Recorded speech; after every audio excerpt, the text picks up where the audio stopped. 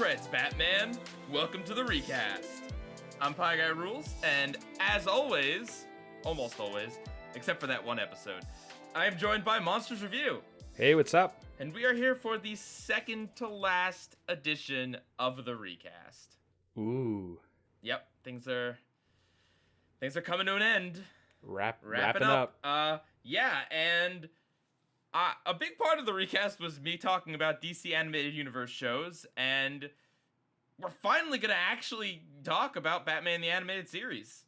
Yeah, that's a big deal. It's such a revered series, and considering, I mean, it's kind of funny that, you know, we're actually talking about it now and we're not comparing it to another one of the however many other Batman iterations there are, but still, I'm glad that we finally got around to talking about it. Right. Well, I mean, we danced around it, right? We did Lego. We started with Teen Titans, then we did the Lego Batman movie, and then you weren't here, but we did the Batman Scooby-Doo crossovers, which are some of the goofiest Batman material out there. And now finally, Have we talked about one of the Teen Titans Go episodes that have Batman in them? Well, the movie did. We That's stopped true. talking about Teen Titans Go like a long time ago. I think the movie was actually the last time we talked about it. Initially, when we started the podcast, we were gonna just talk about Teen Titans Go like every 10th episode or so. Every 3 weeks or something. But as it turns out, that show isn't even really that interesting to talk about anymore. No. Anyway, we are going to be covering 2 episodes of the DC Animated Universe where a superhero protagonist dreams up everything he's ever wanted via a supervillain mind controlling him. That's a lot. And before that, we have on our rotating segment what we watched. We are going to talk about some things that we've watched, and what is it have we watched? Well, the answer may surprise you.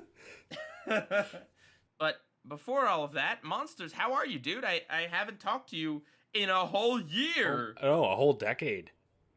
Oh. That's a long time. I'm doing pretty good. Yeah, you know, holiday season is over, readjusting to things. It's funny that we're talking about what we watched because I haven't had much to watch really, but don't hype the segment up too much, Monsters.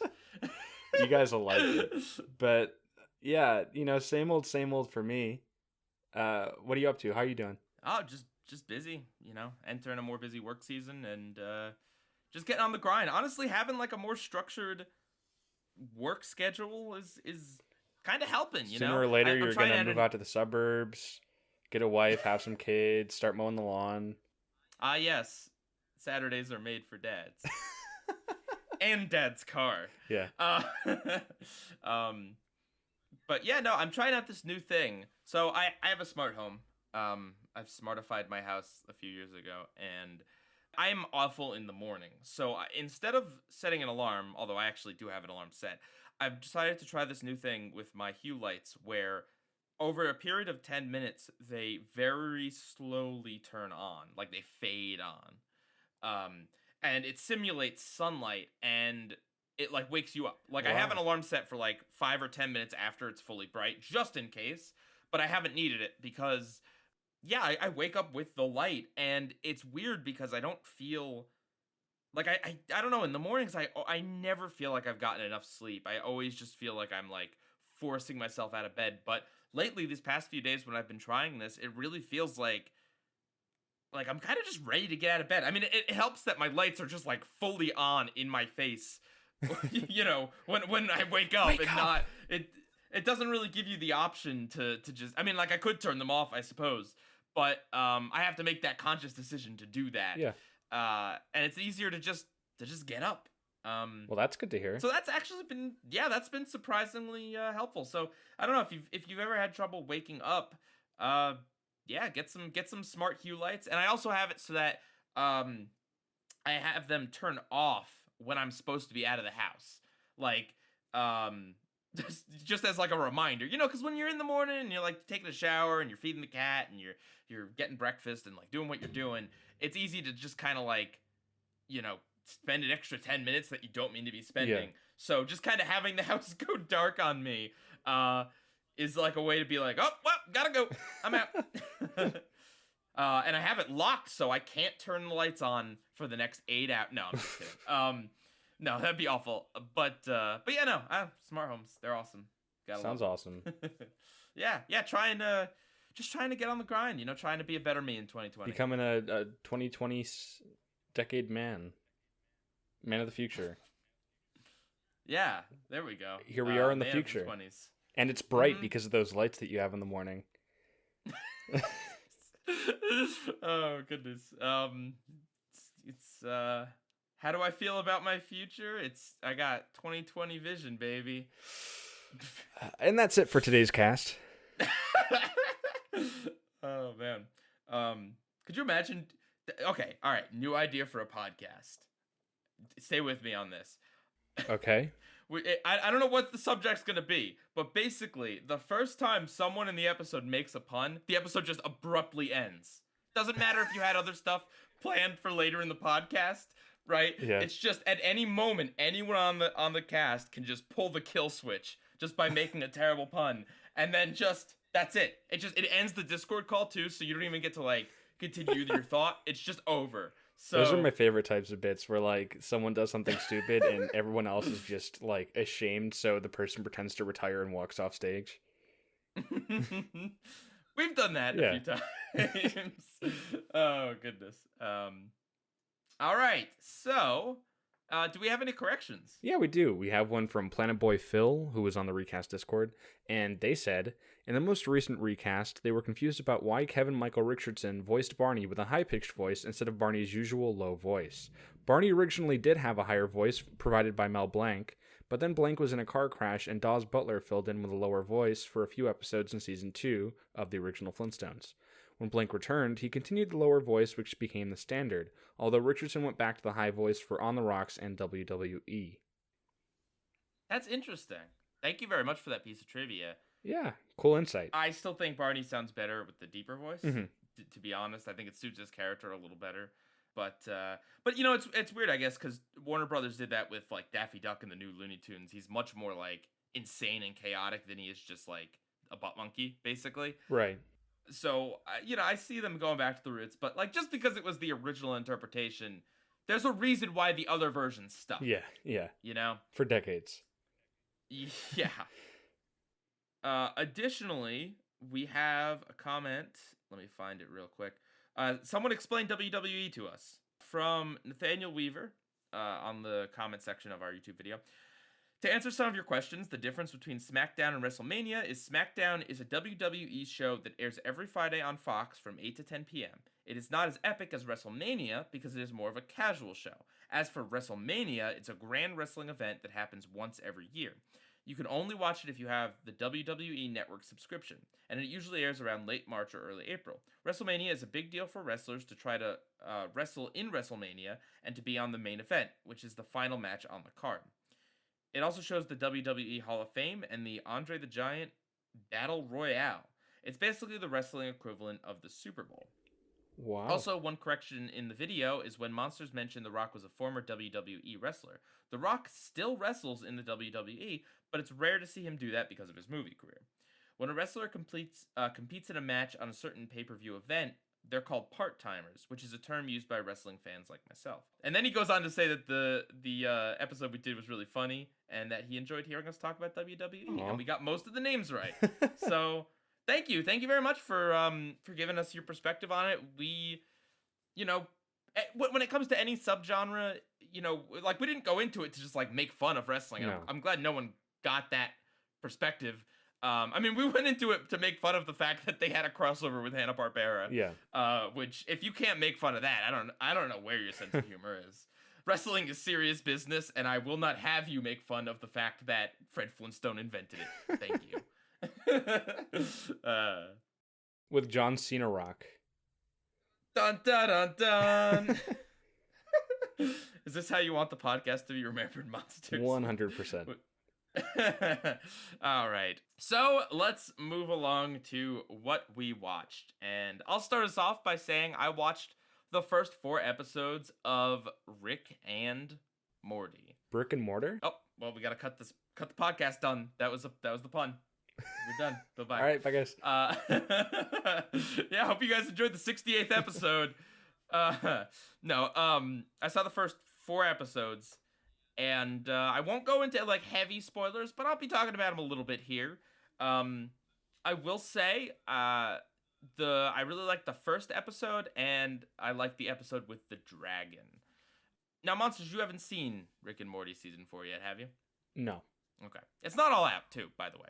I think they're doing like a half season thing, though, which makes sense. You know, it would help to spread those episodes out a little bit more, to be honest, considering we get them only, you know, every time there's a leap year or whatever. Which is this year, by the way. Yeah. It seems, well, I mean, like the first episode, they have a point where they're like, we're going back to basics sometimes, and then other times we're trying new things, wubble up a dub dub. So it seems like they have maybe taken a little bit of feedback from the previous season.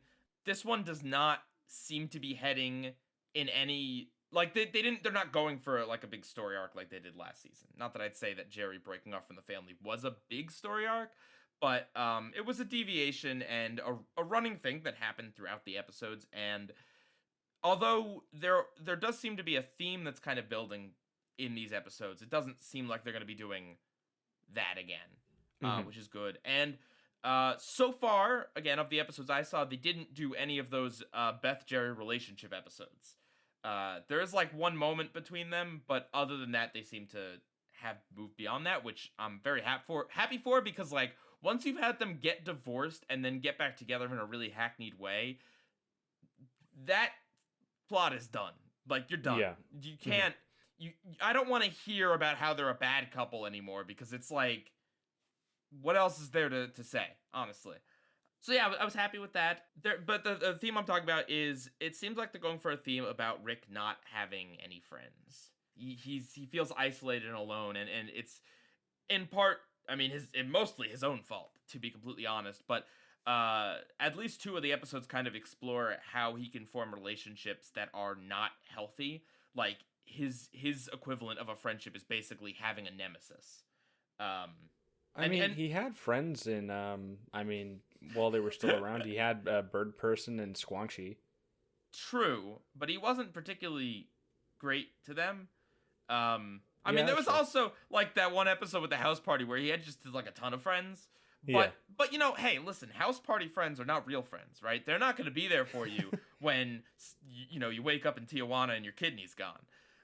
What about Tiny Rick? Tiny Rick had a lot of friends too. That's true, but that was also a cry for help. Yeah. Look, I don't know. I'm not. I've gone. I mean, last week you're the one telling me that Rick and Morty has these deep meanings, and I'm the one that's just like, funny show. No, I'm more on that level.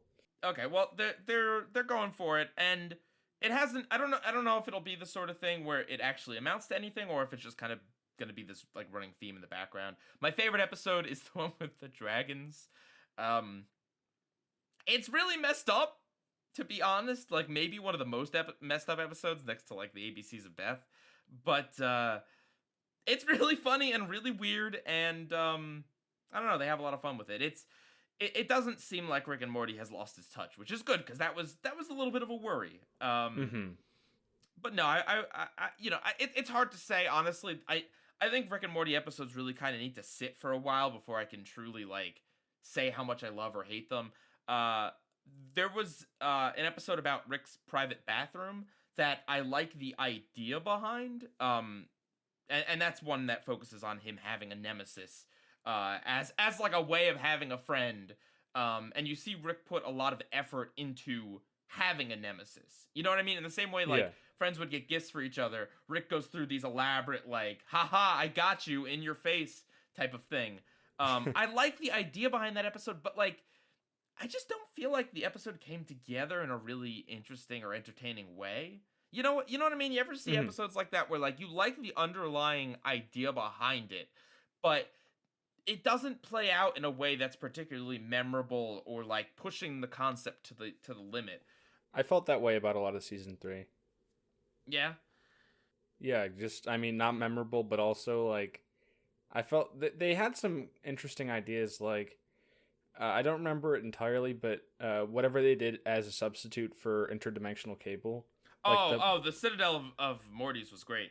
no, not the Citadel, the Morty's Morty's Mind Benders or whatever. yeah, the one The where Rick like they kept Lantis mix-up. The Rick Lantis mix-up. No, that's not the one. No, it was one where they kept plugging in these different like light bulbs. There were like red ones and blue ones. Morty's Mind Benders, but I don't think that's the actual name of the episode. I don't know. It was really confusing because they did two things that were kind of similar to Interdimensional Cable, but the Morty's Mind Benders was definitely like the actual replacement. Yeah. Anyway, like I liked the idea of that. But like I just, as I just said, I don't remember a lot about season 3. It almost kind of just left my crystallized memory because nothing about it stood out to me and left a mark on me. The first episode did, in my opinion. Oh yeah, the Rick Redemption or whatever it's called is such a memorable episode. Not only with the whole Szechuan sauce thing, but no, that episode just goes 100% full force, just absolutely nuts. Like honestly, Rick is Batman in that episode. Like in the sense that he can just do anything he wants. Right. And it's great. Yeah. It also had like the least of like the Jerry and Beth thing. Actually, ironically, I will say, not ironically, this is not ironic. Obviously, I should say, the episodes that are the most memorable and the best to me are the ones that totally eschew that storyline. Really? Rick Potion number 9 had a lot of Beth and Jerry stuff. No, I mean in season 3. Oh. Yeah. I don't remember much about the one where like Jerry and Rick are on like a roller coaster or something, but I do remember the one where it's like the Citadel with all the Mortys. The first episode I don't think is very Beth and Jerry heavy, but like I hate the last episode. The last episode is the worst. Oh, the president one. With Minecraft. Also, Pickle Rick. Pickle Rick that's kind of relationship episode. I don't know, but yeah, no, season 4. I mean, I'm not saying it's the greatest thing ever because it really isn't. It honestly is kind of more of. It feels like more of the show, really. Mm-hmm. With maybe like Beth and Jerry toned down. That's kind of what I'm hoping. It's got like I really wouldn't say there's an episode yet that feels like it does something completely new. Like the Dragon episode is kind of like Rick versus Magic, which they did in the first season with Summer's boss being like Satan. Mm-hmm. There's an episode. The first episode is like a high concept one where Morty finds a crystal that basically like guides him to a future that he wants. And like it's really high concept. It's kind of like the one where they split the timelines. But it's not, I wouldn't say that episode did anything that's particularly like mind-blowing. It's just kind of like good science. Mind-blowing. Yeah. It's a good science fiction story, So just my like micro review of season 4 is just that I don't feel like it's done anything to like elevate it. No, but I also don't feel like it's like, oh man, that Rick and Morty, it's further sliding downhill. I think it's an improvement of the previous season, and I kind of hope that Rick not having friends amounts to something. Like, not necessarily like a big storyline about it, but like, I hope it's a thing that they kind of touch on in different ways with different stories throughout the season, and then maybe have a payoff episode at the end. Oddball comparison, which do you think is better? Post-season 2 Rick and Morty or post-Fox Futurama?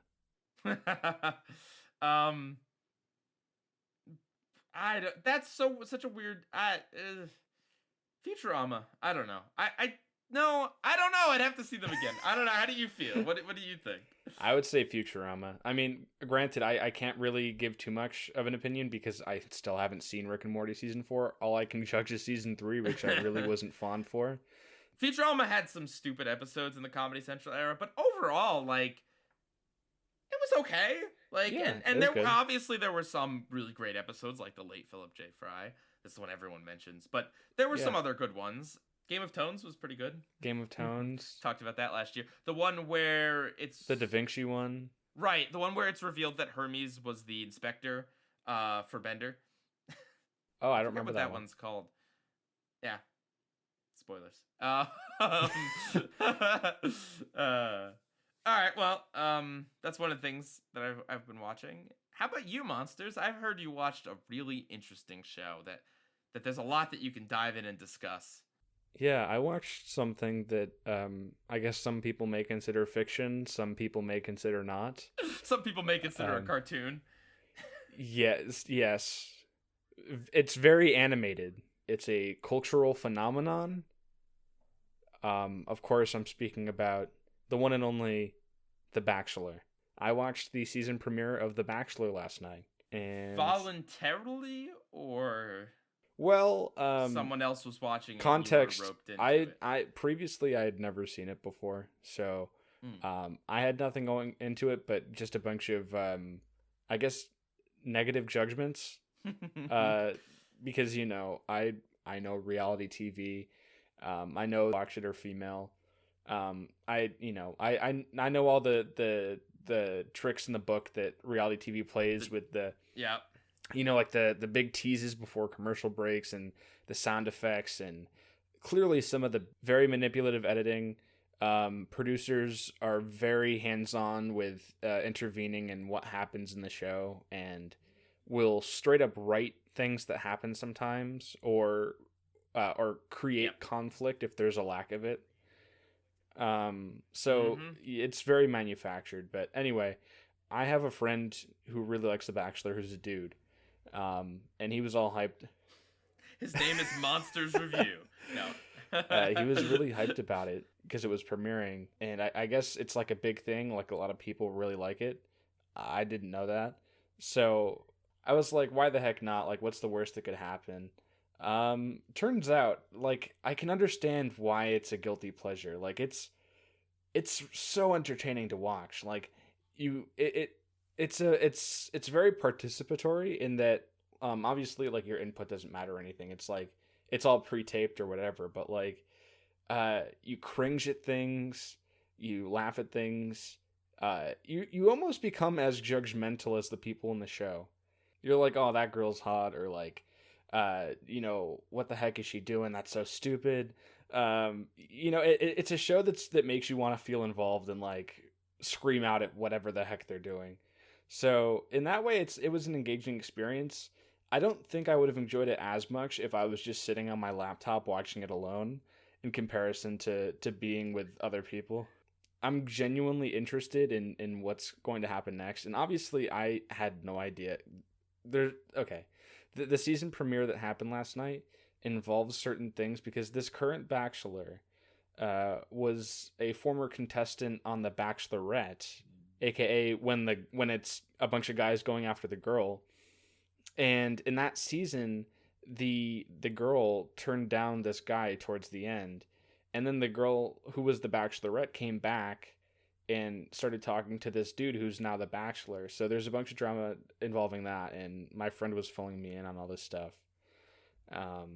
So it's interesting to say the least. Like I know that it's complete lowest common denominator television, and it's a lot of it's staged and whatever.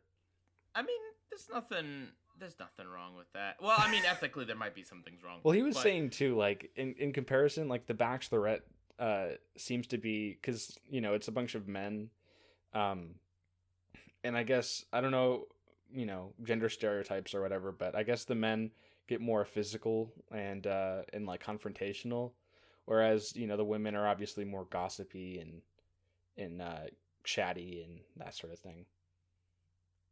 Lots of drama. It's an interesting lens because I tend, or I at least try to live a pretty drama free life, so it gives you a glimpse into how other people conduct themselves. Well, see, your fault. See, like that's the thing. This is when I said might be a little dubiously ethical.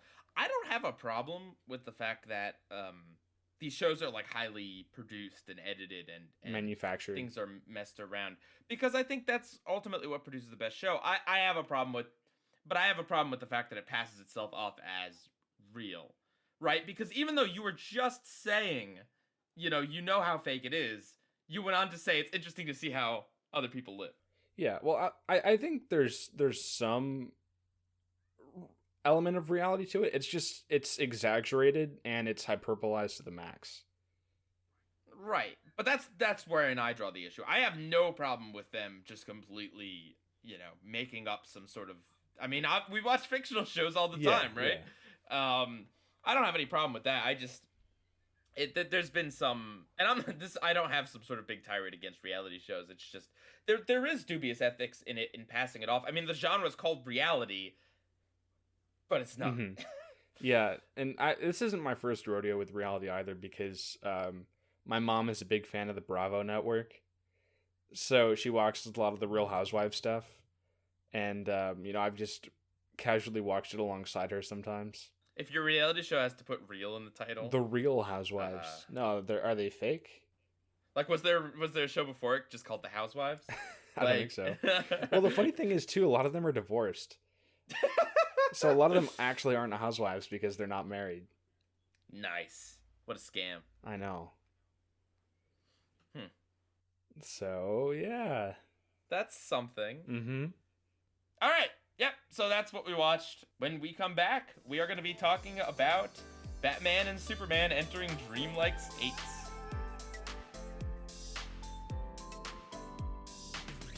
And we are back. So the first episode is an episode from Batman the Animated Series, Perchance to Dream, in which Batman wakes up and realizes that his parents are alive. His fiance is Selena Kyle, and he is no longer the Batman. Yeah. His life is seemingly perfect. Mm-hmm. He lives the life of a spoiled rich boy. Yeah, because he doesn't even run Wayne Enterprises in this alternate reality. Yep. Oh, man. Here's the thing. Okay, here's, like, what I gotta get out of the way. Is that, like, dude, the story of this episode could be hot trash, and I'd still love it. Just because, like... No. I mean, and trust me, there are stories of... There are a few. I have talked about them on this show. Like, the one where 3 rich guys just put on masks and just become villains because they're bored. 3 crooks steal a rust bucket? Kinda. But, like, the thing is... And as if I haven't impressed this in recast listeners enough, Batman the Animated Series has a score that's adapted to fit the show minute to minute. It is not a use of songs that exist. It is not. It's not from a library. No. It is like an orchestra, like as if it is live scoring something. Mm-hmm. I don't know how they did it, but they don't repeat music. It's just I don't know. That alone is amazing, and then the gothic visuals and just the cinematography of it is amazing. Mm-hmm. I don't know. Well, you haven't seen any Batman the Animated Series. What did you think? What was your first impression coming into this? Oh, I mean I haven't seen the whole series, but I used to watch it on Fox Box, and I've seen episodes here and there throughout the years. All right. Well, fine. Having not watched it in like 10 years, as is the case with many other shows. Bruce Timm is a god. He really brought this series to life, and the first thing I wrote in my notes is unbelievably aesthetically pleasing, and it only went up from there. Like just noticing little intricacies, like in one of the first shots where Batman's chasing some crooks or whatever, and you see like the headlights of the cars reflecting on other surfaces, or just like the different lighting and shadows and use of contrast, and it only gets amped up towards the end when Batman is fighting against like Bruce Wayne. If that ain't symbolic. Up in that tower, and there's the rain. It was breathtaking, and it was a really, really cool thing to watch. There's a really cool moment right when Batman is heading towards Bruce Wayne, where it's like a close-up of Bruce's face and his eyes squint, and it's basically a mirror of the shot in the opening where Batman's eyes squint, and it's like a very detailed painted face. Yeah. And that was really cool. Every shot is so scenic, like whether it's in Bruce Wayne's office and you just see like him sitting there kind of small in this big room with all the red carpet, or just like the push-ins on his face, like trying to comprehend what's going on. Mm-hmm. And the action is beautifully choreographed. Oh yeah, and little touches too. I mean, there's all sorts of like, if you really pay attention to the episode, Alfred says, "Oh, I'll prepare your suit for the night or whatever," and he's talking about like a suit for a play, but obviously that's a double entendre because Batman's suit. Yeah. After the opening where it's like Batman chasing crooks, he wakes up and he's like, "Oh, I fell for that obvious trap," and it's like the episode's a trap, right? The whole dream is a trap. Like the first dialogue in the episode is about a trap. Well, I love the bait and switch of how they structure the episode too. Because the beginning of the episode is what's going on in the real world, and then Batman encounters this thing that falls on top of him, and then it shows him waking up from a dream, which is funny because that's him initiating the dream. Yeah, and I mean, like, look, there's no the episode's titled "Perchance to Dream." I guess that's a line from Hamlet. That's what it said somewhere. To sleep, perchance to dream. Your first thought is going to be, this is a dream episode. And I mean, thankfully, it's not just like a straight up dream, because I think that would be super unsatisfying. Yeah. Having it be a villain's plot is much better. But honestly, watching it, I kind of feel like there are moments where you almost think that, not that it's like, that there's going to be a different twist, right? That like it's like robot duplicates living out Bruce's life, or like, this is an alternate universe, or I don't know, something. Like one of the coolest things is when Bruce first sees Batman, right? Because that's the sign that like things are weird. It's not just that we're in like a universe where Bruce got everything he ever wanted or something. It's like, no, there's something very messed up about what's going on here. Also, really great attention to detail when you see the jewelry shop that criminals are robbing when the Batman comes in. It's like a nonsense word. It's just a bunch of letters put together because, as established later, you can't read in a dream. Is that true, by the way? I don't know.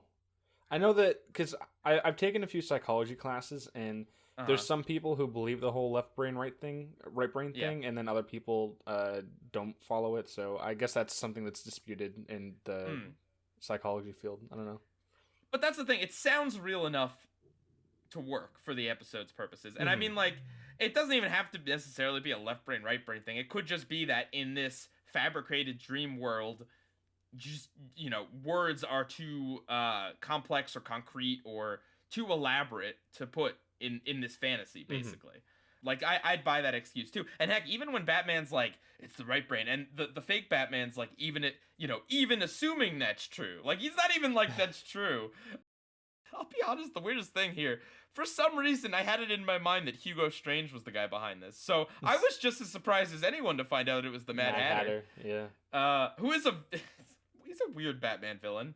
So, something that actually both these episodes have in common is that they both feature a villain exacting revenge or like having a follow-up plot to the first time they were encountered by the hero. So if you don't know, the Mad Hatter, he's an ugly-looking dude who was a roboticist, scientist, something like that. It's been a while since I've seen the episode, but he was in love with a girl named Alice.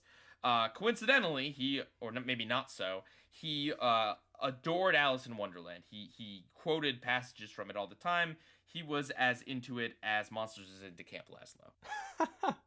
Basically, the girl he liked ended up going out with another dude. That made him really angry, so he alters his technology to make it mind-controlling and puts like this mind-controlling thing on her to force her to live out his fantasy of Alice in Wonderland. And Batman must stop him. And then future plots of his have to do with him like using mind control and fiction and stuff like that. And so if you're wondering like how is any of this like this guy's MO and not like, I don't know, like the Scarecrow or Hugo Strange or even like the Joker or the Riddler, like I feel like you could honestly put any villain in the category of tormenting Batman by making him live out like his deepest fantasy, but not really. But the Mad Hatter is a big fan of fiction, and what he's creating is a fictional world for Batman. So let me get this straight. So when Bruce Batman, when he wakes up from this elaborate dream that Mad Hatter made him experience, was Mad Hatter aware of the fact that, like, was he... There's dialogue to explain that. I didn't catch on to it. Yeah, no, during the confrontation, Bruce is like, so you know everything about me. And he's like, nope, none of it's being transmuted to the real world. Oh, Yeah, clever. no, don't worry, they got that covered. Yeah. There are a few villains over the course of the series that do find out and keep it to themselves, or attempt to sell the information, but then Batman fakes his, he has Robin dress up as him and stuff. If you're really, really rich, it's easy to fake that you're not Batman, Yeah, yeah. TBH. Could you imagine though, like he's like one of those guys that talks when he's sleeping. So he's just like, Dad. Yeah. Well, I mean, in fairness, Alfred. they could have just taken off his cowl. Like, They also could have done that. Yeah. Now that you mention it. Yeah. All that said, I feel like this episode could have actually been better. I know. Just in the sense that it touches on some things and ideas, but it doesn't go too far with them, and it like, I would have liked them to really kind of push it and go heavy on, like, is there even a Batman? Like, has this all been some sort of fantasy? Like, could this be some crazy series finale? Yeah. Like, I feel like they could have done a lot more, and we could have seen a lot more of Bruce's life. Honestly, a lot of it is just kind of told to us by Alfred. My favorite part, I think what at least for me, what made me more invested in this story, as opposed to if it was more traditional and more complacent, is that Bruce was struggling to accept, like, he mentions it, like he had been through years of training and discipline and suffering. Yeah. And all of that's just away in the matter of an instant, and he's just trying to sit here and accept everything like it's normal, like having the perfect life, and he's just like, no, that can't be, and I'd rather not live a lie. Mm-hmm. So I found that to be really fascinating.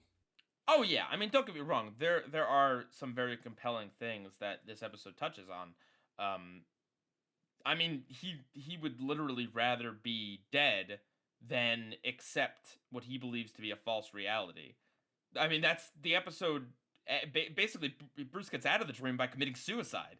Like, he jumps off the tower. No, I mean, that's not like that's not implied. That's what happens. He jumps off a tower. Yeah. He has this kind of compulsive need and obsession to be Batman. He's like, that's the interesting thing. In this dream, it's not like Gotham doesn't have a Batman. It has a Batman who seems to be doing a perfectly fine job, but even then, Bruce cannot kick back and just enjoy his life. Mm-hmm. And I think it also says something that, yeah, like, if things had gone according to, if his parents hadn't have died, he probably would have led a very privileged life where he just didn't do much of anything. He would have been a completely different person, probably Right. far less educated, far less, much more entitled. It's not like he's running charities. It's like, I'm not saying that, everyone who grows up with wealth lives like this entitled, cushy life of no pain or anything like that. That's not what the episode's saying either. The episode throws in the fact that, like, technically he's the head of Wayne Enterprises, but he doesn't even run it. He lets Lucius Fox do basically everything. You don't see him doing any sort of charity. Who is thing Lucius Fox, or by the way? Because I don't know if I've heard that name before. Yeah, well, he creates Batman's gadgets. He's that was head Morgan engineers. Freeman. Morgan Freeman. Yeah. Okay. Yes, Yeah. yes, Yep. All right. I do know who that is. But yeah, no, it just kind of show that, like, this Bruce Wayne is. He's not like an awful person or anything. He's just a product of his lifestyle and just, I don't know. He just doesn't do much. Even Alfred calls him out on having a cushy lifestyle. Like, dang, Alfred. I mean, watching Alfred wait on him when he's out, like, all hours of the night, getting bruised and beaten up, like, that's like, oh, okay, that's understandable. Yeah. But seeing him just get, like, served hand over foot when he's just a perfectly capable person, that's, yeah, he's living that privileged life. But yeah, there's lots of cool stuff. Mm-hmm. Eventually he tries to accept it, but he just can't. Yeah. I don't know. I guess I just kind of feel like there were a few things that were missing. Like, I feel like his reuniting with his parents, it could have been more. Mm-hmm. Like, it could have been a bigger moment. If that were me, I would have had a complete mental breakdown. Yeah, I And mean, like, this is just, he did have some mental breakdowns, but yeah, but this is the thing that he thinks about. He every every it's year his he goes driving and force. he places a rose on their grave, or at the site that they were murdered. Like, he visits Crime Alley frequently. It's the thing that completely changed his life, and seeing his parents again. Yeah, like, he had a reaction, but it was not like this beautiful, amazing, like, for as good as the show is about building this atmosphere and things. I feel like it really could have done a little bit more with that material. Um, but again, I mean, I'm holding it to a very high standard. I just want everyone to know that. Yeah, as you know, I'm a huge fan of the Twilight Zone, and this episode Oh seemed like yeah. it almost could have been a Twilight Zone episode. Oh, A very matter much of so. fact, there actually is a Twilight Zone episode called "Perchance to Dream." I'm pretty sure, from the first season, uh, Huh. but yeah, just in the fact that it's like it takes like a very personal and hard hitting subject, and kind of puts like a supernatural twist on it, and has tragedy and makes the protagonist go through a bunch of stuff.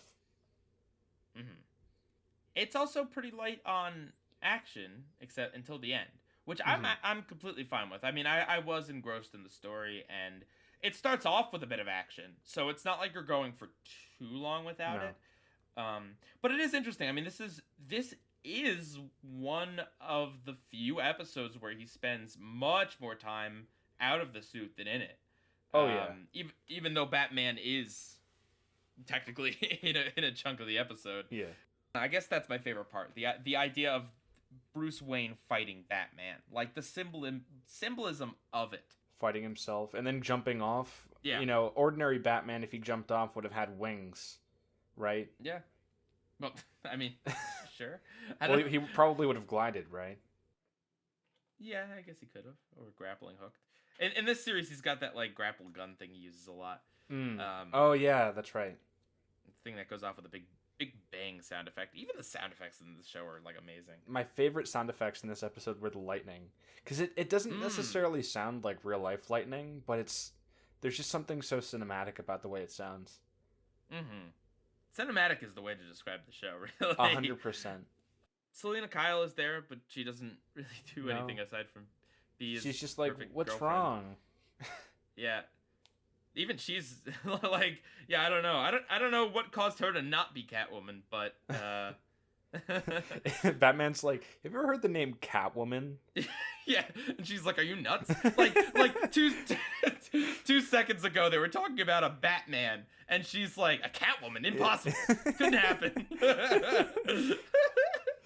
Like, are you feeling okay? It's like, dude, you just saw like a dude in a black bat suit like flip over 6 times and jump on cars and stuff, and you're telling me a Catwoman is too hard for you to grasp? I also wonder how, like, obviously the episode concept is crazy and insane, and I fully suspended my belief while watching it, but looking at it in retrospect, I wonder how Mad Hatter got the technology to do something like this. Well, that's his MO, right? He's got his mind controlling stuff. So Oh, okay. if you can control a person's mind just in general, presumably you'd be able to do it while they're sleeping too, right? That's some pretty next level stuff. I mean, no, there's certainly, like, when it comes to the villains and what they can do in this series, suspension of disbelief is necessary. Mhm. I mean, the Joker runs on suspension of disbelief because, like, how does he get them? Like, you never see him making like any of these bombs or setting up any of these things. He's just always got traps rigged. Yeah. Is the Joker actually Jim from The Office? Yes. Looks at camera. Yeah. But yeah, no, I mean, this was.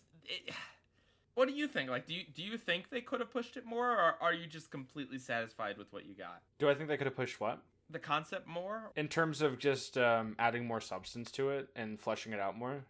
Honestly, just the story. Like, yeah, making it, not necessarily making it so that like there's some other crazy twist, but like seeing a little bit more of Bruce's life and seeing him struggle a little bit more. Oh yeah, yeah. I think they could have showed more suffering. There was already quite a bit of suffering. I think there could have been more.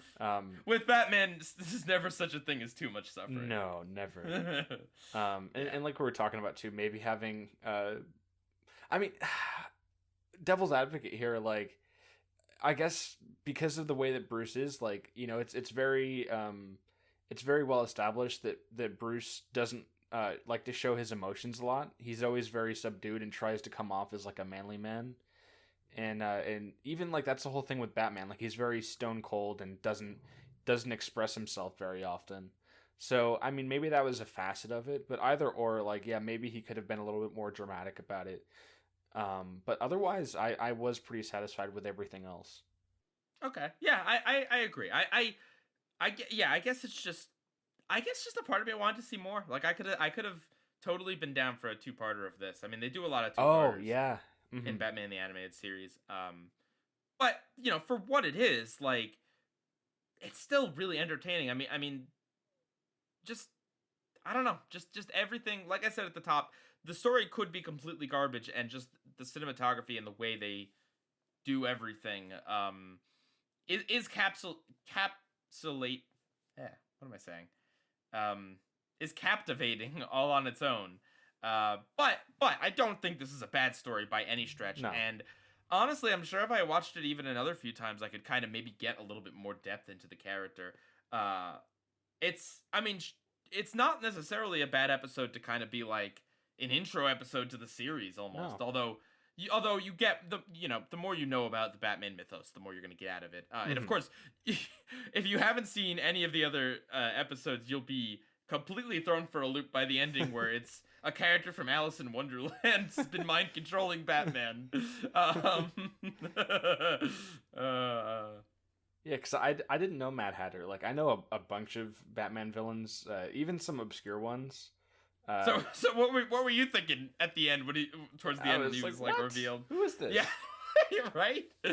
Like this sounds like Hugo Strange's MO as well, because he's a psychologist, Mhm. right? And he's very much like obsessed with the mind and manipulating it and stuff like that. Yeah. But again, I mean, this is such a I don't want to say vague plot, but it's such kind of like a good trap to put Batman in that you could almost see anyone in the Rogues Gallery cooking it up. And really, it didn't matter who it was. No, I don't think so.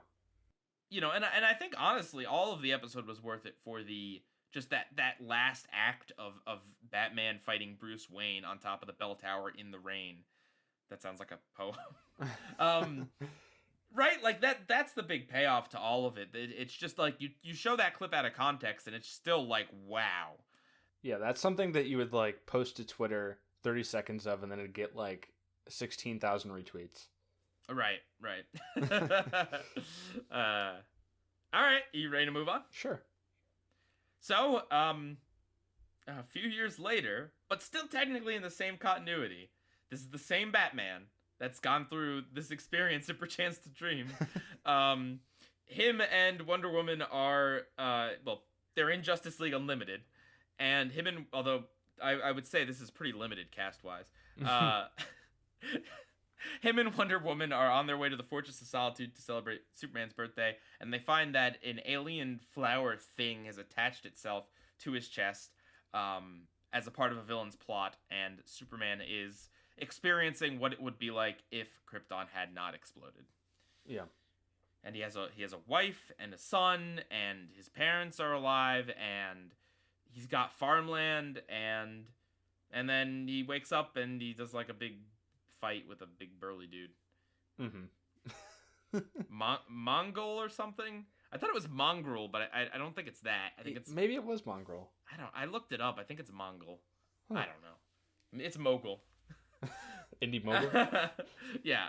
So yeah, I mean this is the same plot. If I remember correctly, isn't this episode based on an Alan Moore comic?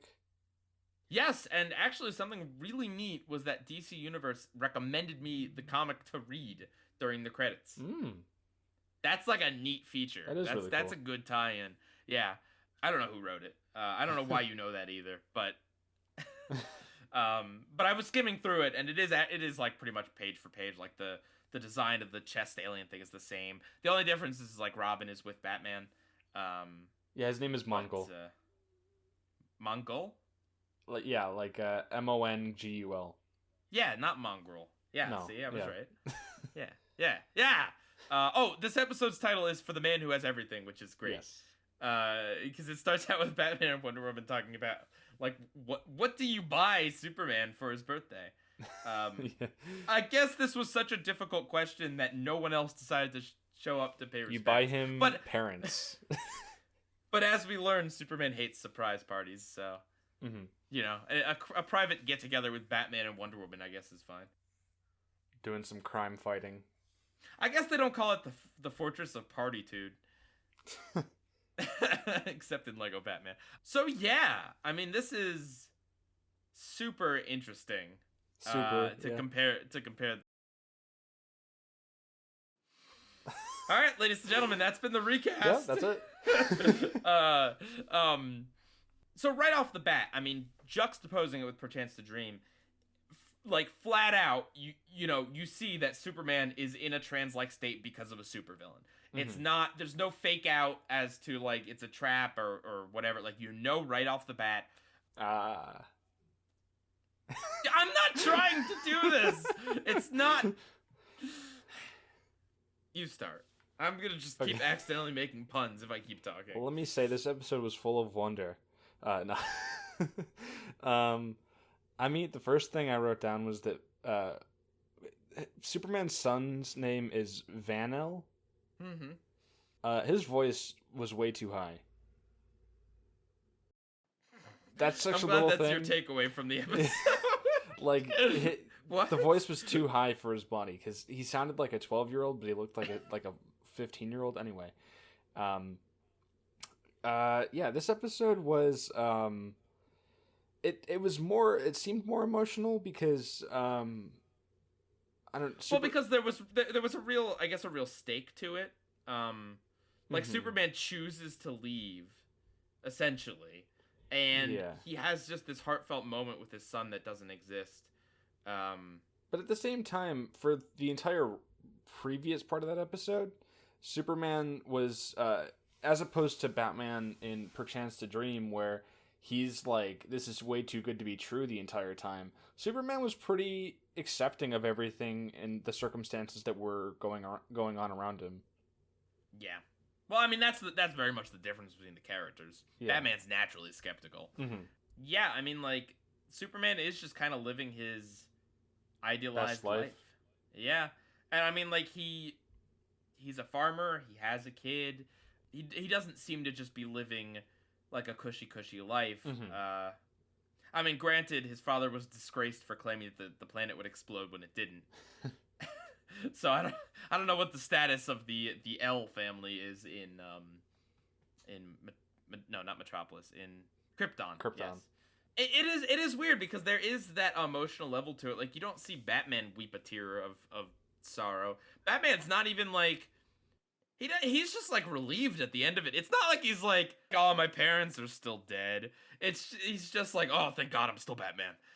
It's hard to compare anything to Batman the Animated Series because it's so stylized. And even though this takes place in the same universe, and even though Justice League Unlimited and Justice League, like, it's a good show. They're good shows. This felt to me very much like a traditional superhero story episode. Like, yeah. Like, I could see Ben 10 doing an episode like this. Actually, there is a Ben 10 episode like this. Actually, no, there literally is. Yeah, no, Ben gets put in a fantasy dream by the Forever Knights. At any rate. Yeah, I will say, merely from a visual standpoint, I think Batman the Animated Series has more of it. I'm always one, I really love the way that DC did their animated series in the mid-2000s. Even though it's not as high quality as Batman the Animated Series, there's just something about that aesthetic that I really like. The thing about Batman the Animated Series is that it's heavily stylized, and like, if you take some of those stills out of context of like Bruce Wayne's face or whatever, there are some like animation pieces that don't necessarily look great. Yeah, but it is more ambitious. Right, and the style shines through, because Batman the Animated Series was animated by like 5 different animation studios, and some of them were really good and some of them weren't. But even the ones that weren't, the background art and just like the cinematography, even if like the characters made a face that kind of looked a little weird out of context, everything else kind of clicked into place, so it still looks really good. Whereas Justice League Unlimited, I mean, we're into the 2000s now instead of the early 90s. So we're into digital, and things look a lot cleaner. There aren't like more saturated. Right. Yeah, the colors look, well, they're more stylized than Batman the Animated Series, but there's a lot wider of a color palette in Justice League. So like Justice League Unlimited looks good, but it looks good like for its time, I guess. Yeah. Whereas Batman in the Animated Series, it's just like that style will shine through no matter what decade you're watching that show in. Yeah, 100%.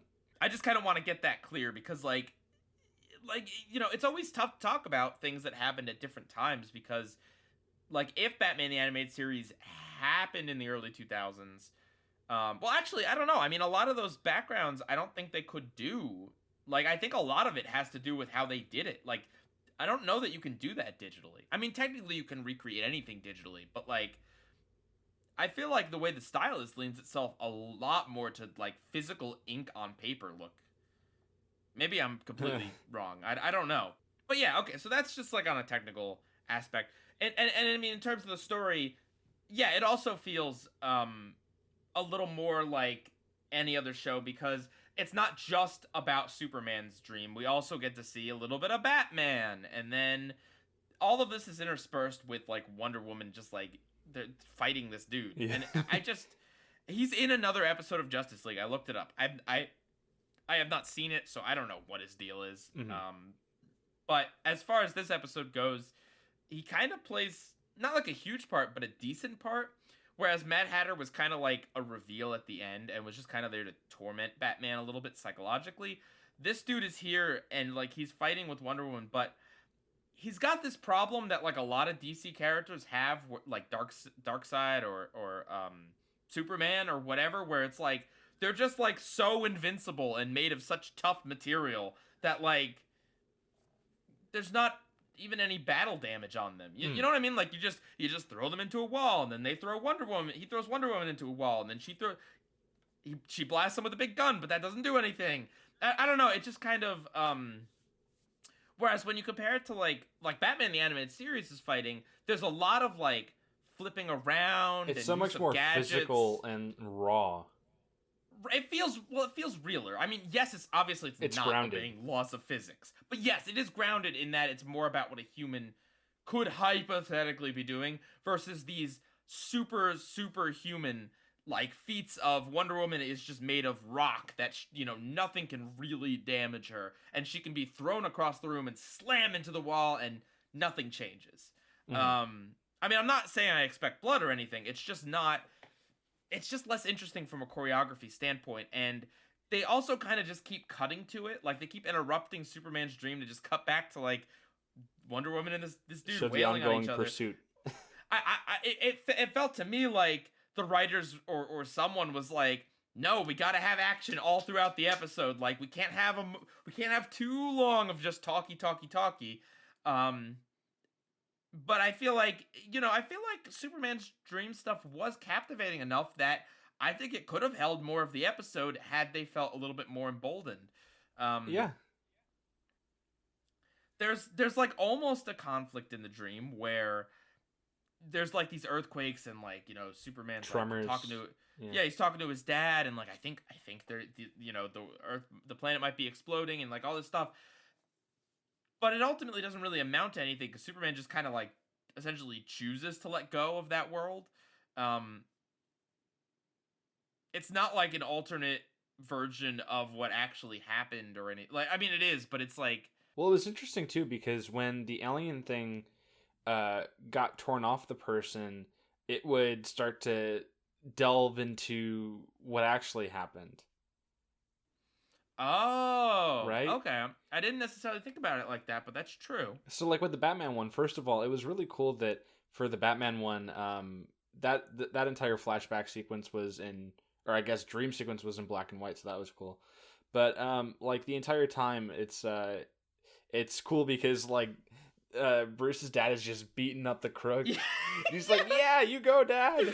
Yeah. So let's set the scene a little bit. So yeah, Superman finally rips the thing off him, and then like Batman basically like willingly takes it on, just I think just to get rid of the thing while Superman, because Batman can't fight this dude. You know, he's just like made of iron. He's one of those bulky alien dudes that shows up in DC that just can't be punched basically by a human.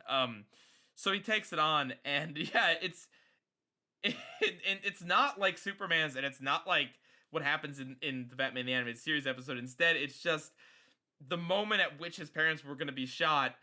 His dad is just a little bit better at fighting off the dude with the gun, and it's just like the dad starts wailing on the guy. And I don't know, do you think that was meant to show that Batman's true dream is not just to have his parents back and to fix that day, but also vengeance?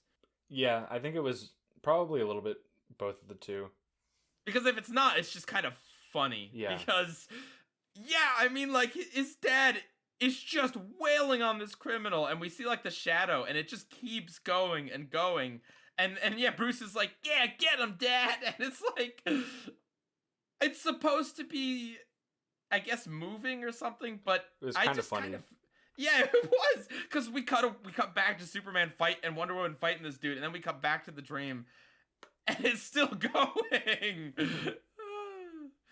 Well, because yeah, back to the original point, like when the alien thing gets pulled off of Bruce, that's when his dad like loses control, and like it cuts right before like the dad gets shot or whatever. Yeah. And the same goes for the Superman one. Like when the thing gets pulled off of him, it's like the screen gets the planet really bright. Explodes. Yeah, planet explodes. So that's not right before the bad thing happened. Yeah. They also didn't really make any allusion to the fact that Brainiac was the one that caused it, or at least the one that didn't warn them in time. Intentionally. There's like a hint of it where Brainiac's like, nope, that tremor's it's been forecasted, it's good, it's normal, but they don't really go into it too much. Like, it's almost kind of like you kind of want the story to be a little bit more of like, if Superman knew what he knows now, like how could he have maybe changed events right before the disaster? But I guess that's like a different story. That's Right. not what they're trying to tell here. Even though like they kind of sort of almost do. I don't. But the thing is like, what does this episode really say about Superman versus what does Perchance to Dream really say about Batman? I think Perchance to Dream has a little bit more to tell us about Bruce and how important that one pivotal event was in his life. Whereas Superman, it really is just like, here's a perfect fantasy where you're happy and you don't even remember being Superman. Yeah. Like, I guess it's almost just kind of like, what is the point beyond, like, a little what if? Well, the thing with Superman, too, is that he's not, comparative to other Kryptonians, he's not special, right? No. Because they're just as powerful as he is? No, that's not the case. He only has powers under Earth's sun, remember? Oh, I do not remember that. Oh. Well, they don't say it in the episode, that's just a commonly known fact about Superman. Kryptonians generally just... I mean, they have advanced technology and stuff, but it's like Earth's red sun or Earth's yellow sun or something that gives them their superpowers.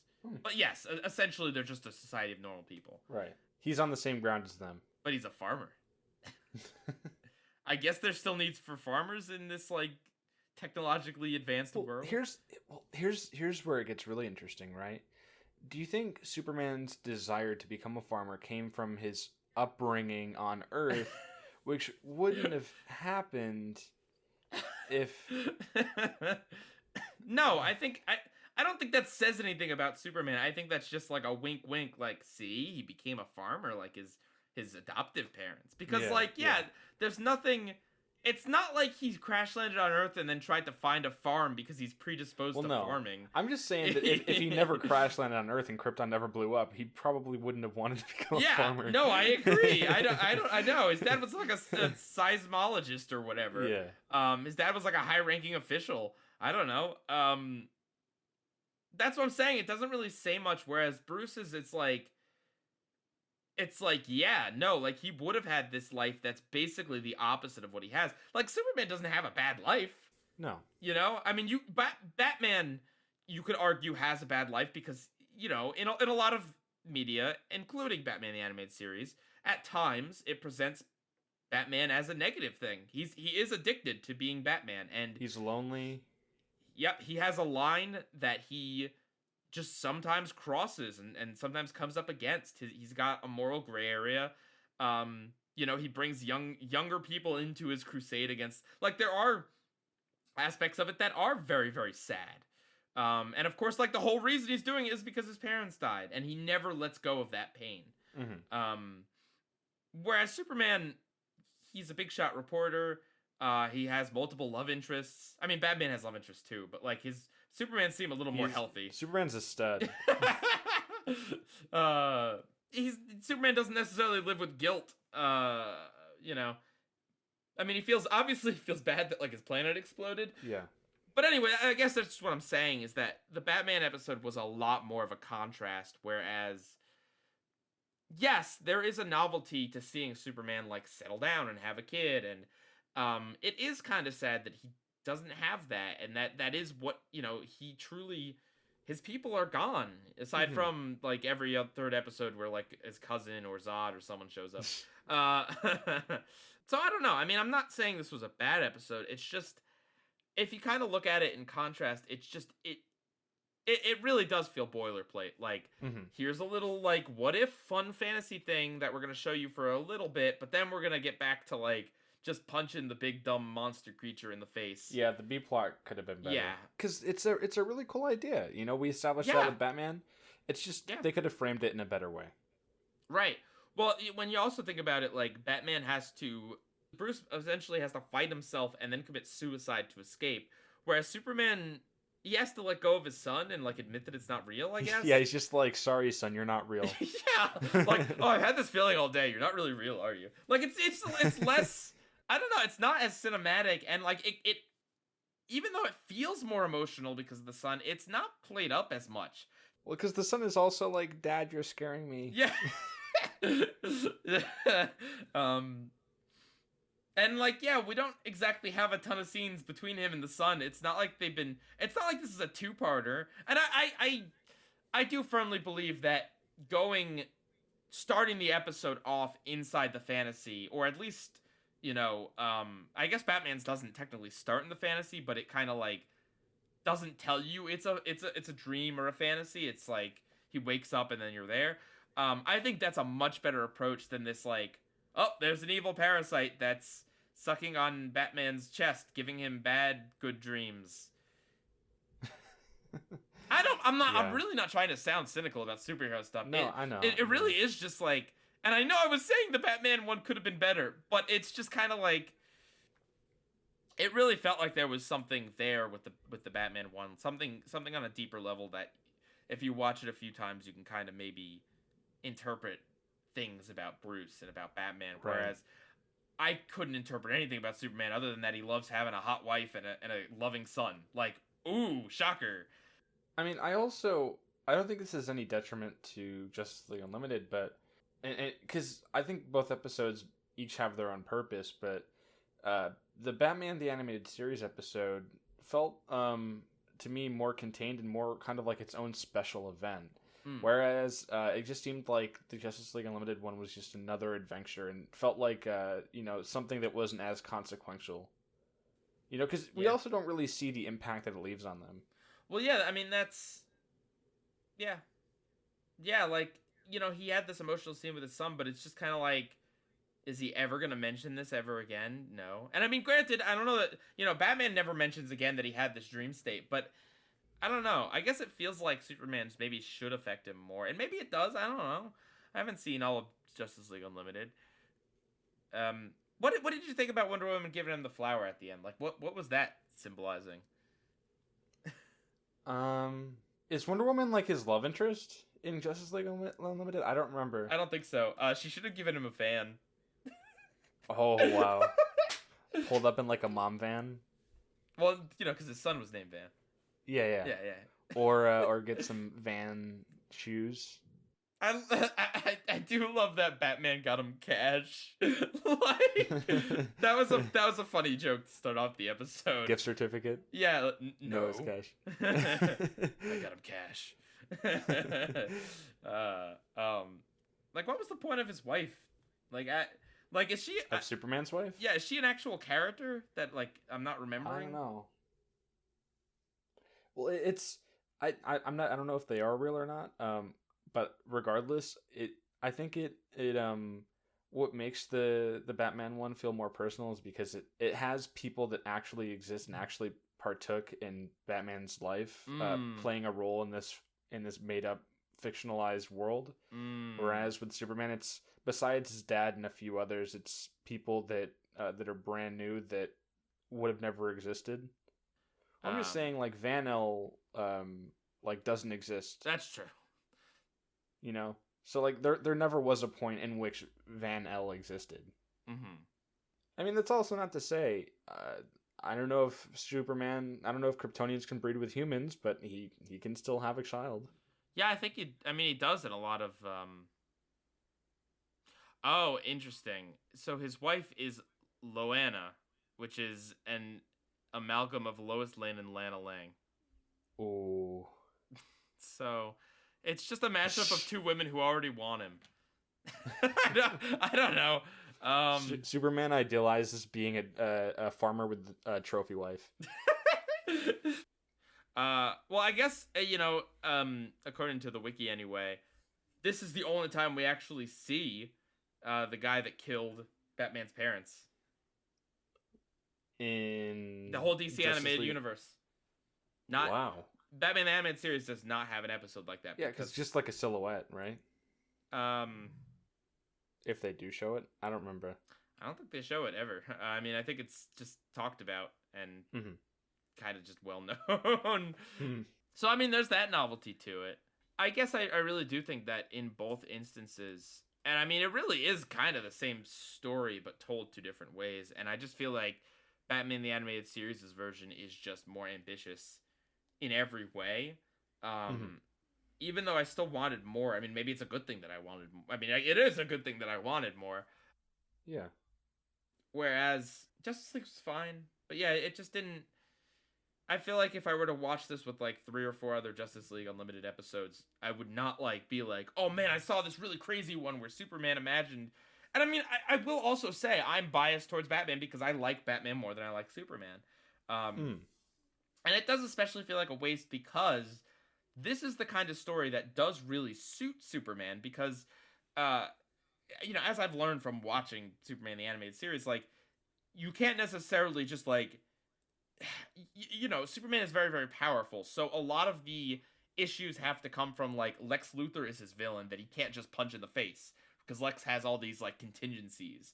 It's more about, like, unraveling a plot or dealing with, like, moral quandaries or things like that work a lot better for Superman.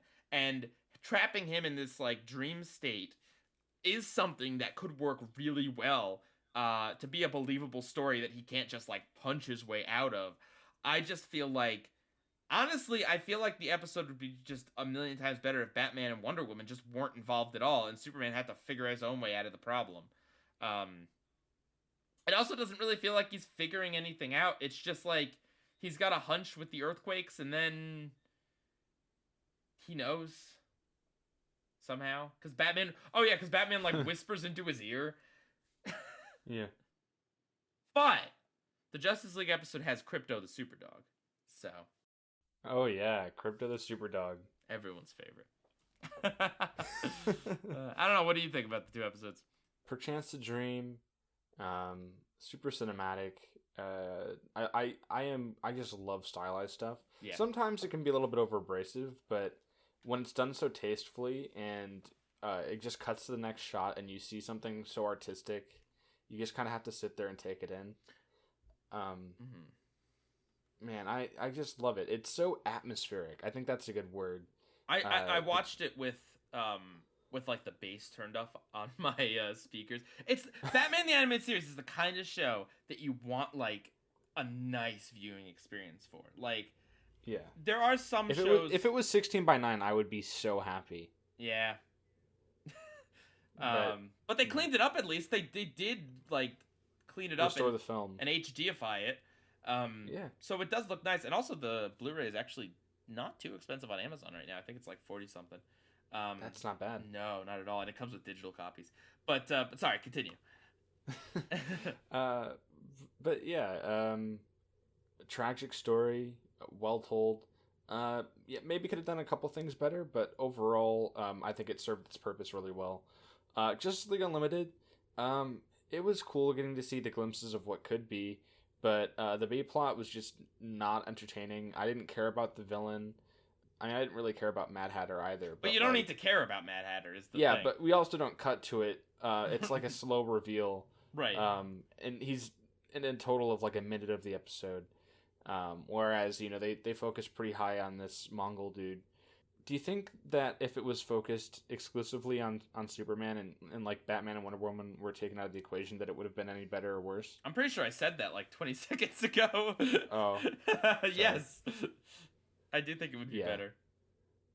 But yeah, I mean, I think really the point that I said where it was like, it makes itself more emotional and there's a lot more, crying and things like that. But at the same time, it's like, it just doesn't feel as consequential. He's not torn. No. Right. In this, like, Batman, Bruce feels kind of psychologically tortured in the sense that he Superman's more in control of his emotions. well, Batman also, he spends half the time thinking he was Batman and then convincing himself that he isn't, and then that he is. Like, there's a lot more internal struggle, whereas Superman is just so at peace. Even at the point where he's like, "Yeah, you're not real, son. I wish you were." He's crying, but he's like also kind of at peace with it. There's no where's the drama of like, I know they need me, but I can't leave this world. Like, where's the tension? Where's the drama? Where's the struggle? Where's the conflict? Right? Where is the conflict? He doesn't seem to be particularly, he feels sad, but he's already made up his mind. It's not like he has a decision. Well, now I'm thinking about if he made up his mind and he said, "Sorry, son, I don't think you're real," and then the planet didn't blow up, what would have happened? Oh, that's awkward. Don't tell your mother about this. Okay, this is minor, but I remembered this. Why does Justice League Unlimited show clips of the episode in the theme song? I don't think the original Justice League did that. No, the original Justice League was like that weird CG thing. It was like the silhouette CGs. Yeah. This one, and I checked another episode just to make sure it wasn't that like they just happened to use a lot of clips. But yeah, they show it, so it's like, okay, I know Wonder Woman's gonna get a big gun and shoot it at this guy. Like, it's not like it reveals plot points, but it's just kind of like, what is the point? like is it to like, you don't have enough confidence that I'm gonna stay after the first commercial break? Like, I don't know. That's a design that's like the one time where I'll use the skip intro button on a streaming service. All right, so we have a few viewer comments from Gravity. Wow. Both these episodes are amazing. I love them both. But since I have to choose one, I picked the Justice League episode. I've seen both these episodes a few times before, but the Justice League one makes me cry every time. It does such a great job of displaying how truly difficult it was for Superman to accept that the world he was in was not real. And unlike the Batman episode, Superman wasn't just dropped into the middle of a perfect life where he had to be reminded of who he was in the dream world. No, Kal-El lived an entire life. He had family, friends, memories, loved ones, and a home. When Superman looked at his son and said, "I don't think any of this is real," with tears streaming down his face, you better believe I was crying too. I like how in the Batman episode, Bruce figures out he's in a dream because he's unable to read, but he was suspicious the whole time about the whole thing not being real. And while I don't actually remember the name of the villain from Justice League, I like that villain a whole lot more than the Mad Hatter. I'm sure the Mad Hatter had shown up as a villain in Batman before, but him as a villain just seems way too goofy, so I choose Justice League as the more superior of the two. I mean, I completely understand with finding the Mad Hatter goofy because he is to an extent. Not Right. to an extent, he just is. With Superman living an entire life, I don't think it was that he lived an entire life. It was just implanted into him that he lived an entire life. Yeah, but Right? he had like a memory of the wife and other things. I mean, obviously he didn't live any of it. Right. But no, I think Gravity's correct. I think because he talks about not liking surprise parties, and implying that they've had one previously.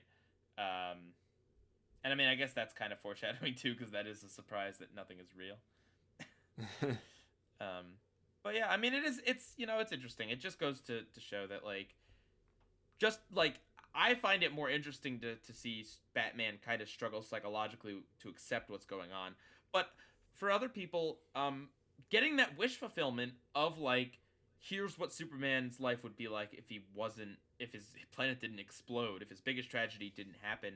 There is like a wish fulfillment in that, and although I personally don't find it as interesting, I'm also not as invested in Superman as a character. Whereas the Batman episode is not a case of what if his parents never got shot but everything else was the same. It's a case of what if his parents got shot and he believed that he was Batman, and also there's another Batman running around. You know what I mean? Like Right. there's that extra kind of supernatural like struggle there versus just it's not a wish fulfillment of like here's what the idealized version of Bruce and his parents reuniting would be, because that would be too happy for a Batman in the Animated Series episode. But yeah, good comment, Gravity. Thanks for leaving it. Yeah. Want to read the next one? Sure. This one is from Toonj723, who, if I'm not mistaken, was the one who suggested this comparison. Yes, thank you. And they said, I agree with Gravity. I thought it was more interesting how Clark lived an entire life in his dream world rather than being plopped into the middle of it like Bruce. Although Bruce goes through half of the episode wondering if he's sane or not. And then Gengar says, just finished rewatching both, and this is a really hard choice because both of these are just so good. The Batman episode definitely has the usual Batman atmosphere going for it, but I just felt a lot more for Superman because he was fully in the dream world. He really had to sacrifice his perfect life versus Batman, who was suspicious the whole time and was more just remembering a bad memory. That's a good point. Yeah, I mean, I guess I just don't feel like it came across well enough. Mm-hmm. Well, like, back to Gravity's comment, I agree that, at least for me, at first, when they revealed that Batman couldn't read, and that's how he started to realize that my that, illiteracy like, has it was a doomed dream. me again. Sorry. Yeah, what if it was real, but he just had dyslexia? I think that I would bet that's what the Mad Hatter's hoping for. You know, because some people. Hey, dyslexia is canon to the DC animated universe. Rubber Band Man from Static Shock had it. That is not a joke. Oh my lord. But yeah, no, like I was like, oh, like really, like they're gonna pull that, but no. After a little bit, like I just thought about it for a little bit, and I was like, no, that's actually like a really cool thing, even if it's not true, the whole left brain right brain theory stuff. That's just a cool way of Bruce, recognizing that things aren't real. Well, it's neat because it's he sees the words mixed up, but then like it's like completely insane letters. It's like kind of actually like unsettling to see just all these letters just thrown next to each other. Like surreal art almost. Right. It's not just that like it's the letters are out of order. It's like they're just like everywhere in different sizes. Yeah. There's something just very like immediately wrong to the brain, and it is nice too because it's not a confirmation that everything he knows is wrong necessarily. Like it could be, if anything, it could be confirmation that he is crazy. Like, or that there's something else going on. Like, but because he's Batman, he knows. That's enough for him. Right. He's willing to take that leap because that's what he's a man of his convictions, and he literally takes that leap. All right, so yeah, but thank you. This was a very interesting comparison, and it just gotta the same story can be told many different ways, and simple things like Batman remembering that he was Batman versus Superman not seeming to know can dramatically alter the story. Certain things like having a little bit more action interspersed throughout the episode will appeal to some people, right? There are some people who would much rather there be just like action every few minutes, and I completely understand that. I'm like that with some shows, and if the talky bits aren't entertaining enough, I 100% agree it should be broken up with action. It just so happened that the Batman one was interesting, and even though it wasn't necessarily Bruce, we do still, like, at the beginning of the episode, it is Bruce, but we get a Batman sequence, and then in the middle we get non-Bruce Batman action, so it's not like there's no action for a long right. time. And then that ending set piece is great. All right, so are you ready for Trivia Monsters? I am ready. Second to last one. Ooh. Oh baby.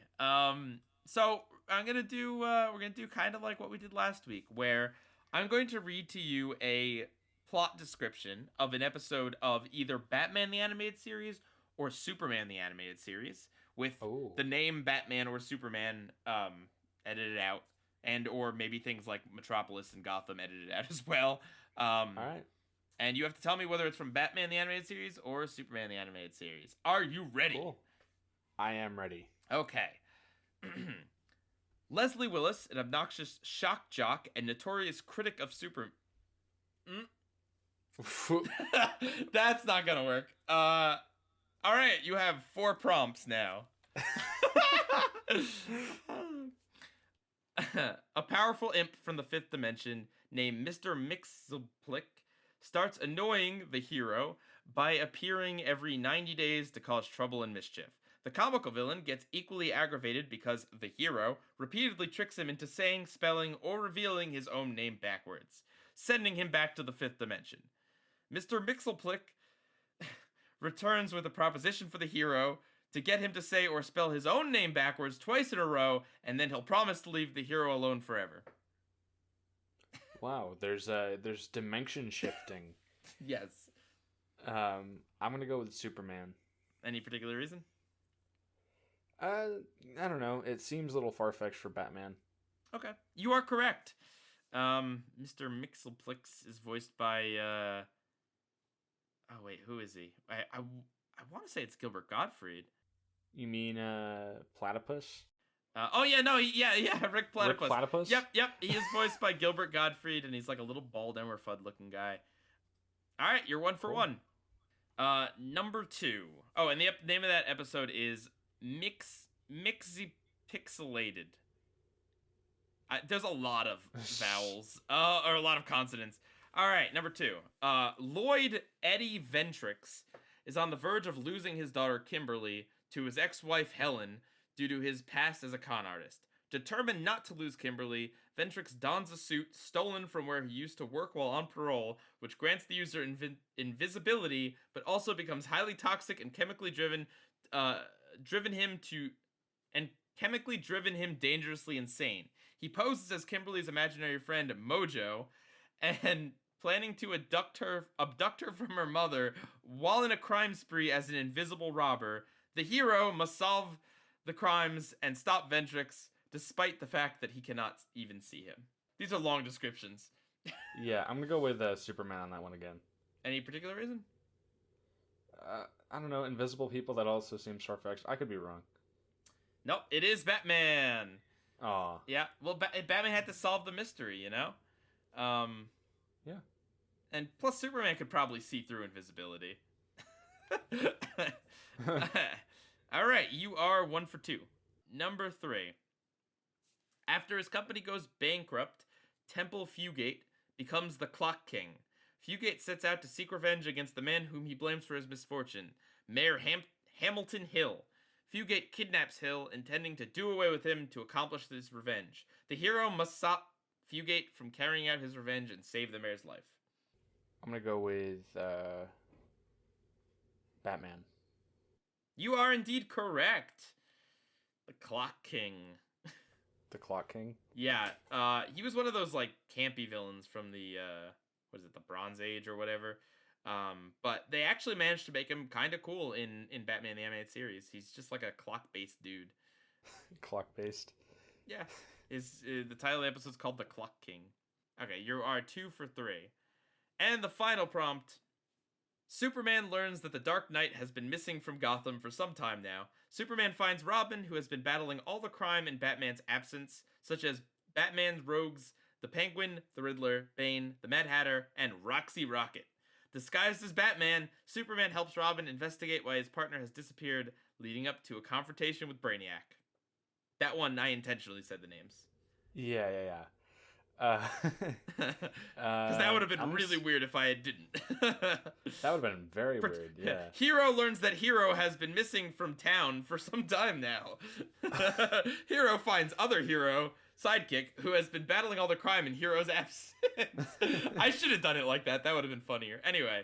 Oh, my lord. Yeah, so this is one of the crossover episodes, just to make it super confusing. Now, If I remember correctly, Superman the Animated Series came afterwards, and I don't remember if there were any Batman the Animated Series crossovers with Superman, so I'm going to say Superman. You are correct. It is indeed a Superman episode. This one's from '98. Ooh. Yeah, and there was actually a crossover on Batman the Animated Series, but I believe it was the New Batman Adventures, the later iteration that did it. But yeah, all right, 3 for 4, not bad, man. Sorry, I blew the first one. No big deal. It was all a dream. Yep. All right, so the next recast episode will be the last recast episode. Oh man. Yeah. We want to get it right. So we are taking a week off because we want to have 2 weeks to plan this. You know, our schedules are getting ever more tight, and I don't want the last episode of this podcast to feel rushed or hastily put together or anything like that. So please understand. For that reason, we are also not going to be announcing what the finale will be about. But in about a week's time, we will be announcing it on the server. So you will still have time to watch the episodes and comment in the server. We want to make sure, you know, we get viewer comments in, especially for the last episode. But at the same time, we don't really want to commit to one idea yet because we're still brainstorming a little bit. So give us about a week, and next Wednesday we will drop what the final episode will be about. We really hope it's a good one, and we hope you guys enjoy it. Yeah. All right. Well, Monsters, thank you for being here. Thank you for being here. And with that, Bye Guy Rules out. Catch you guys next time.